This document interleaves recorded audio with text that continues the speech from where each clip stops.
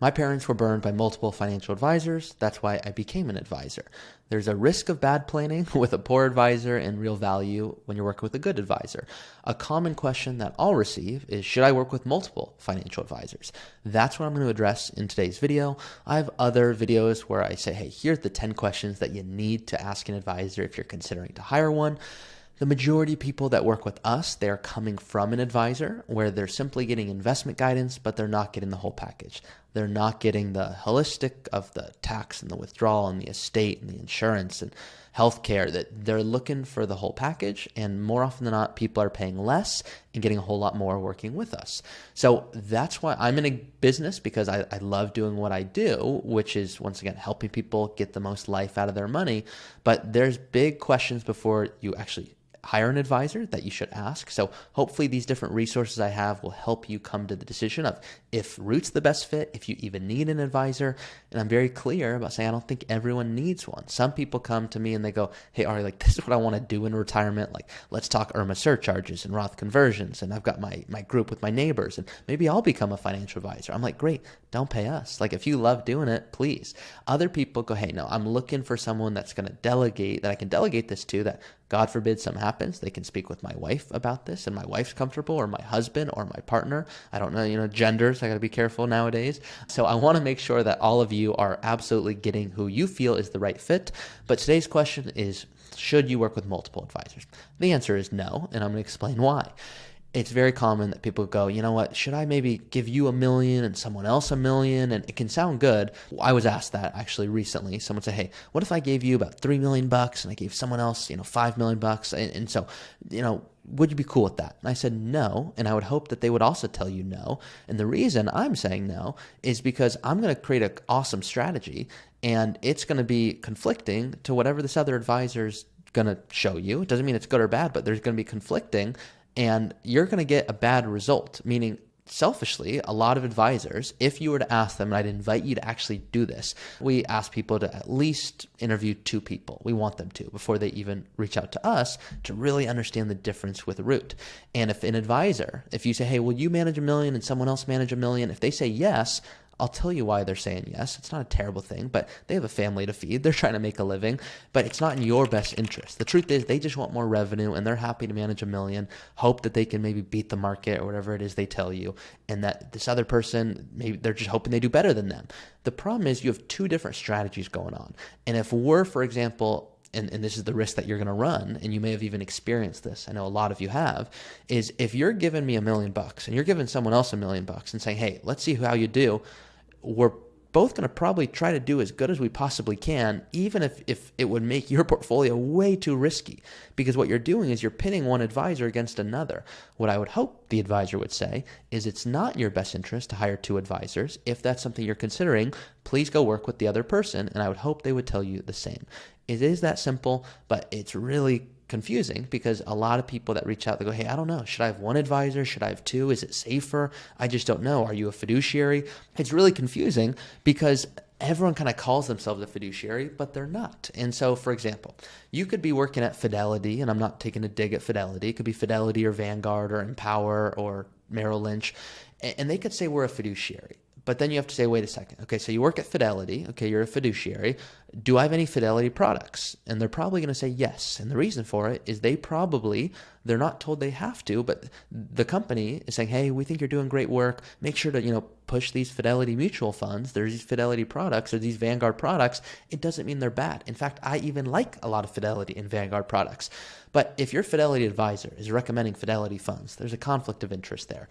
So fiduciary to me is like down here. That's like, okay, handshake. And then some people say, hey, I heard like you guys are certified financial planners. Like, that's pretty cool.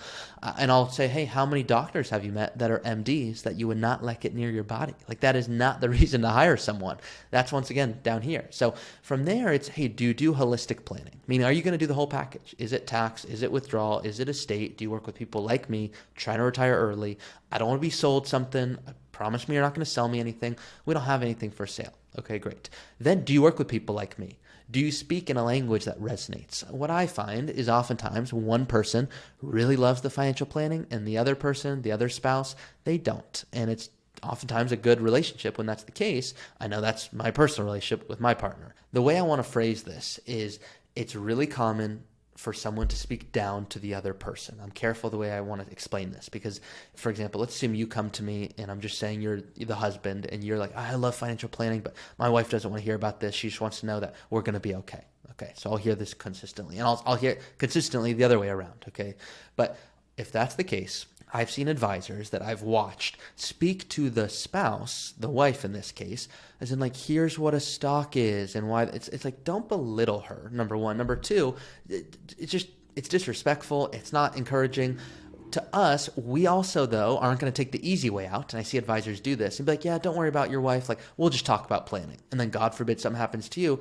She doesn't have a relationship with us. She doesn't know where to go for money. She doesn't understand why we're executing a strategy to intentionally pay taxes to avoid paying more in the future. Roth conversion is just an example. So what we'll do is we have really creative ways of keeping it fun and engaging yet important. And so I'll ask the spouse, and I did this. I said, and this is a line from the president of the firm, James, my partner, and he'll say, imagine I'm forcing you to spend $100,000 a year. And then you come back and say, no, I want to spend $80,000 a year. I know, I'm forcing you to spend $100,000. Okay, that extra $20,000. If you don't spend it, you're not allowed to save it. If you don't spend it, I'm forcing you. It's all going to your least favorite political party. Now what are you going to do?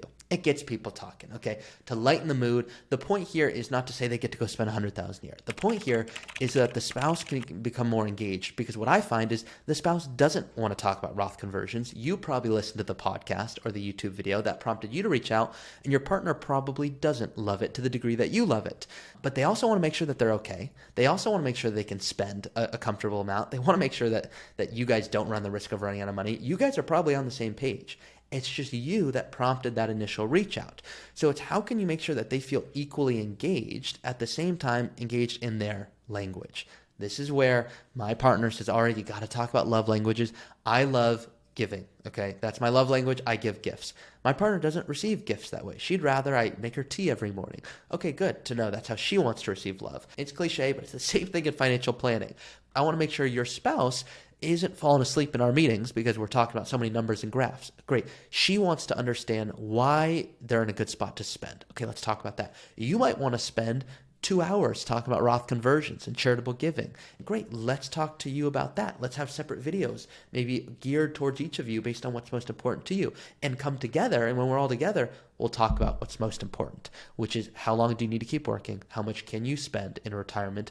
Are you in a good spot? If God forbid markets do take a downturn, is that impacting your travel? That's what you want to know. So coming back to the main point here, should you work with 2 financial advisors? No. You should work with 1. More often than not, we are someone's second or third advisor. It takes a good amount of time to find us, but I want you to reach out. No, you're not going to be sold something. There's no commissions. That's not how we work. Fiduciaries, 110% of the time, CFPs, CPAs, part of the team.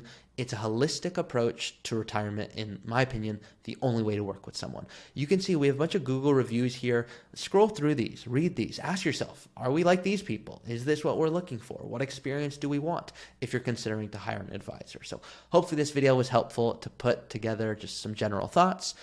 No specific outline for today's video. Just want to go ahead and put some thoughts out there, and hopefully they resonate with you guys. If you're looking for more videos on tax strategy, investing, withdrawal strategy, I invite you to subscribe for more information just like this.